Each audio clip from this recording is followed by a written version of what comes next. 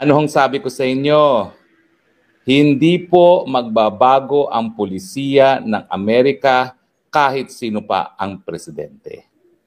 Noong kahapon, no, nung huling pag-briefing ni VP Sara, tinanong ko kung meron siya expectation na ilalabas ba ni Trump kay Junior yung pagpapakidnap ni Junior sa tatay niya, kay PRRD, papunta ng dahig. Ang sabi niya, wala naman siya expectation, no? At ang tanong niya, meron bang meeting? Ako naman, kaya ako tinanong yun, dahil sigurado akong makaka-meeting. Dahil kahit sinong presidenteng nakaupo dyan, ang expectation ng Amerika ay susunod sa kanila. Kaya nga ako, sinabi ko na dahil wala namang matagalang preparasyon para sa working visit nito, hindi ito imbitasyon. Hindi ito working visit para itaguyod ang parehong interes ng Pilipinas at Amerika. Ito ay isang samon.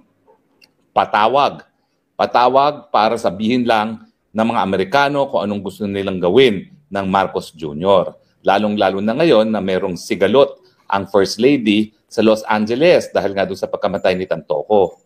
So kahit anong gustuhin ng Amerikano, tatanggapin yan. Anong nangyari? Well, pag-usapan muna natin doon sa kalakalan. Alam nyo, itong si Professor Ana nag-PhD po ngayon sa China, siya'y naglabas ng isang communication na di umano'y nanggaling kay Secretary Roque ng DTI, wala po kami ka-relasyon, hindi ko po siya kamag-anak, pareho lang apelido, na nagsasabi nga kung anong gusto ng mga Amerikano. Among others, gusto nila na pababain ang taripa sa soybeans at saka sa wheat, yun yung mga siguro pinakamaraming inaangkat natin sa Amerika, at gawing 3% na lang ang taripa dyan sa mga kalakal na yan, soybeans at wheat. At gusto rin nila na paramihin pa yung pagpasok ng chicken quarters na alam naman natin na magiging pahamak sa mga nag-aalaga ng manok sa Pilipinas dahil talagang mura po talaga ang manok na galing sa Amerika. At syempre yung mga Jollibee, mga Max Chicken, imbis na bumili ng lokal na chicken, bibili na lang nila yung mas mura galing sa Amerika. At bukod pa dyan, bagamat may Korte Suprema decision nga na nagsasabi na yung Joint Maritime Exploration Agreement between the Philippines and China na ipinasok ni GMA ay unconstitutional dahil tanging Pilipino lang daw ang pwedeng mangalap ng tanging yaman sa West Philippine Sea, abay doon sa na-leak ni Professor Ana Malindog, ay nakalagay doon na bibigyan na ng preferential treatment ang mga American companies para mangalap ng tanging yaman sa pinag-aagwan ng West Philippine Sea. So akala ko ba ang desisyon ng Korte Suprema bawal ang dayuhan? Bakit? Ang mga Amerikano ba hindi dayuhan? Di ba dayuhan din sila? Ibig sabihin, doon sa na-leak na document na yon, ang gusto ng Amerikano, wala kaming pakialam kung anong sinabi ng Korte Suprema ninyo. Gawan nyo ng paraan ng mga Amerikanong kumpanya ang pwedeng mangalap dyan sa West Philippine Sea. Alam niyo ba ho, ang expectation kasi dyan sa Recto Bank. Sa Recto Bank po, na-identify na nila na marami. 5 times the reserve of Saudi Arabia. 5 times langis at natural gas. At dahil kaibigan ko yung rinirespetong geologist na si Professor Brown, dati professor sa UP, ngayon naging very successful, listed ng company niya, siya nagsasabi na all indications positive for oil and natural gas yung Recto Bank na yan. So kaya nga pinag-aawayan ngayon ng West Philippine Sea. Nung wala naman tayong datos na nagsasabi na merong langis at natural gas dyan, wala naman pakialam ang mga tao dyan sa West Philippine Sea. Dahil nga, bato-bato yan eh. Hindi naman tayo mapangisda dyan dahil ang mga barko ng mga mangisda nababalahura doon sa mga bato-bato dyan sa West Philippine Sea. Dangerous grounds nga ang nakasulat sa mapa dyan dahil mabato. Ngayon na lang na may langis, kaya pinag-aalwayan. At bagamat meron ng Korte Supremang desisyon na nabasura nga yung Joint Seismic Exploration Agreement sa panig ng Pilipinas at China, abay pumasok naman sa another kasunduan ng Amerika para sila, mga Amerikano, ang mangalap ng tanging yaman na maski Amerikano sila, pinagbabawal pa rin. Yan ang sabi ng Korte Suprema. Pero ulitin ko po bagamat ako'y critical sa nangyayari ngayon na ibinibigay ang tanging yaman ng Pilipinas sa mga Amerikano, ang paninindigan ko ay hindi nagbabago. Mali yung desisyon ng Korte Suprema na yan. Dahil kapag nangangalap ka ng tanging yaman sa EEZ, ang meron ka lang karapatan ayon sa UN Convention on the Law of the Sea ay karapatan na exclusive economic rights. Pwede ka lang mangalap at makinabang sa tanging yaman, pero hindi yan teritoryo. Kaya yung nakasaad sa saligang batas na exploration ng natural resources ng Pilipinas, yan po ay sakop lamang dun sa mga lugar na meron tayong soberenya. At dahil wala nga po tayong soberenya, kung hindi economic rights lamang sa exclusive economic zone, hindi po yan sakop ng 60-40 rule.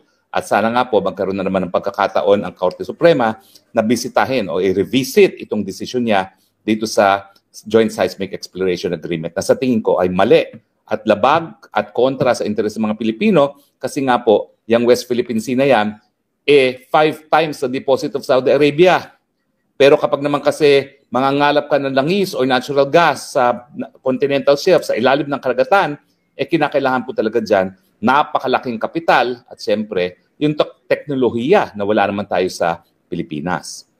Nabalik tayo kay Trump. So ang paningin ni BP Sara, baka hindi pansinin si BBM.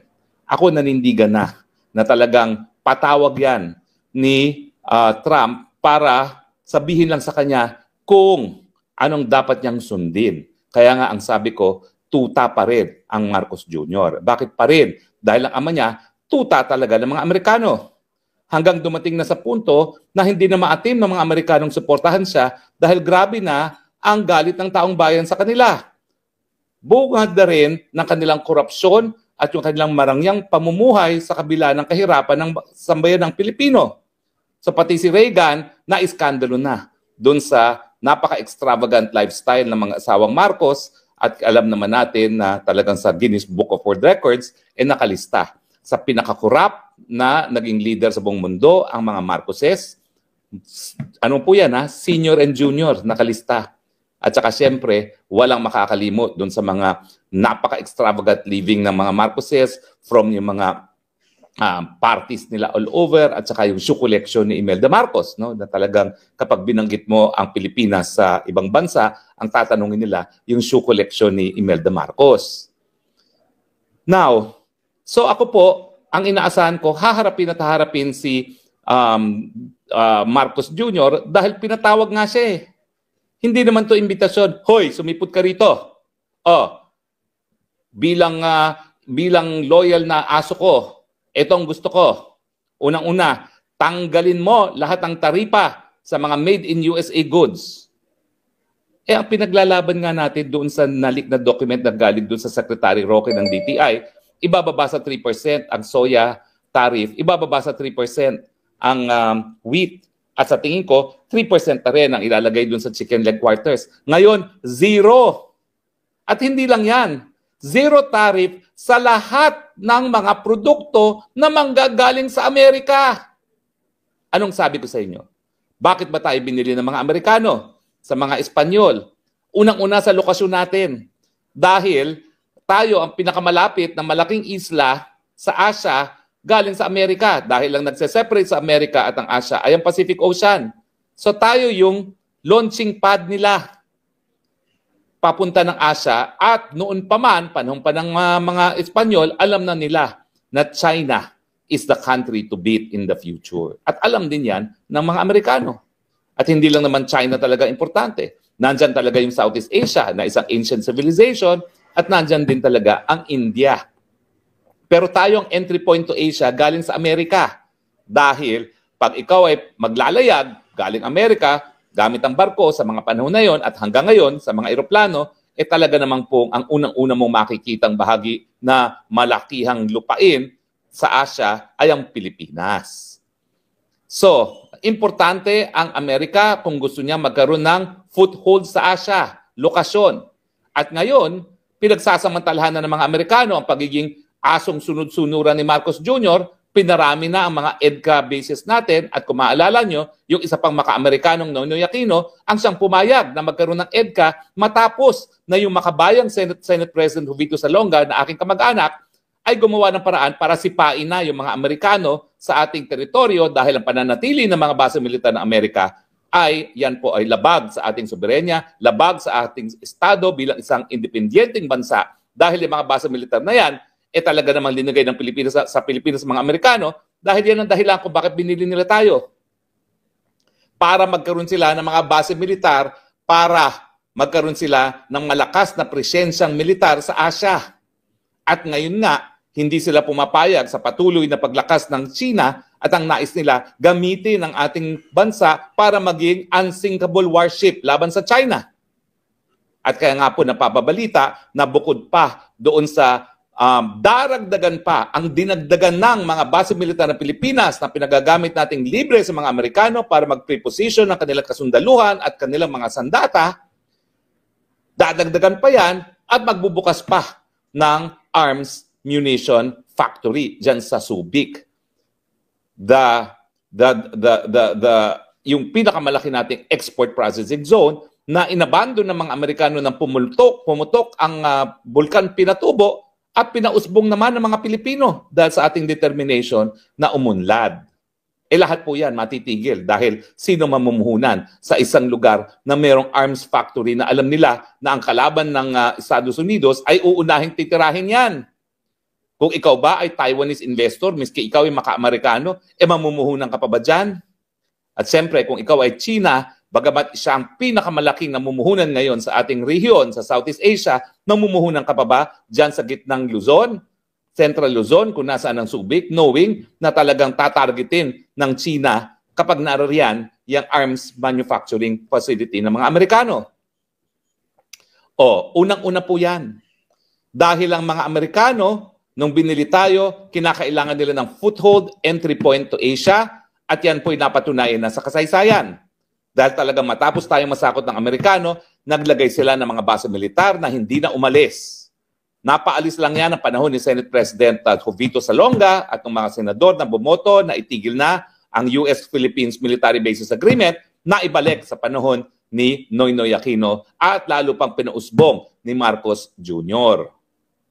Pangalawa, bakit tayo binili ng mga Amerikano? Dahil kinakailangan nila ng merkado para sa kanilang mga magsasaka, para sa kanilang mga factory workers. Kaya nga po tayo mga Pilipino, ang gusto natin apples and grapes, hindi mangga.